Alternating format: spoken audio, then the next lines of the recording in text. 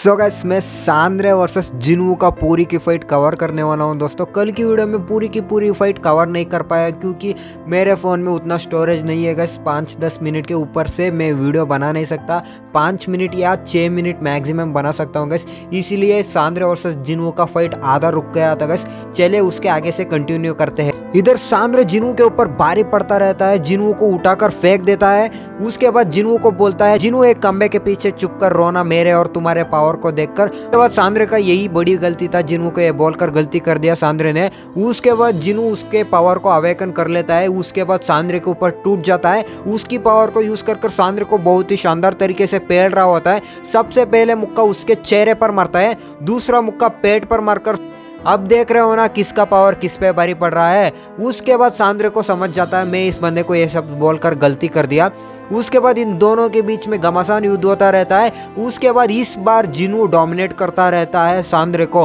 उसके बाद सांद्रे को बहुत गुस्सा आता है क्योंकि सांद्रे को कुत्ता बनाकर पेल दिया जिनवू ने। उसके बाद सांद्रे उसकी फाइनल फॉर्म को अवेकन कर लेता है दोस्तों। उस फाइनल फॉर्म का नाम है, मुझे नहीं पता दोस्तों, उसका नाम बहुत ही मुश्किल है दोस्तों याद करने के लिए। बहुत तेज़ दिमाग चाहिए, मेरा उतना तेज़ दिमाग नहीं है दोस्तों, सॉरी माफ़ कर देना। उसके बाद उसका फाइनल फॉर्म में आता है। इस फाइनल फॉर्म को 3 और बंदे लेकर आ सकते हैं। वो बंदे हैं, उन बंदों का नाम भी मुझे नहीं पता है दोस्तों, आगे जाकर सीख लूँगा, सॉरी गाइस। अभी उन तीनों बंदा का नाम उतना इम्पोर्टेंट नहीं है। उसके बाद सांद्रे अवेकन कर लेता है। उसके चारों तरफ एक 4 मिनट का ब्लैक होल क्रिएट हो जाता है दोस्तों। उस ब्लैक होल के अंदर पूरा का पूरा फैक्ट्री अंदर आता रहता है गस। उसके टीममेट्स भी अंदर आते रहते हैं गस। और सारे टीममेट्स जाकर एक खंबे के पीछे छुप जाते हैं। जिनवू जाकर एक मेटल के ऊपर बैठ जाता है, जस्ट लाइक इताची की तरह बैठ जाता है गस। उस खंबे के ऊपर देखकर मुझे गूस बम्स आ रहा था गस। मुझे एकदम से इताची दिखा गस उस जगह पर। उसके बाद ज़्यादा बड़ा ही नहीं करता हूँ, चले फाइट को कवर करता हूँ। उसके बाद सांद्रे देखता है जिनवू ऊपर बैठा हुआ है। उसके बाद जिनवू खड़ा होता है, जिनवू के ऊपर सीधा सांद्रे टूट पड़ता है। उसके बाद सांद्रे एंड जिनवू का एक मुक्का क्लैश होता है दोस्तों। सांद्रे से जिनवू का पावर दोनों का मुक्का पड़ने के बाद सांद्रे का एक हाथ कट जाता है दोस्तों। उसके बाद सांद्रे का एक हाथ कट कर नीचे गिर जाता है गस।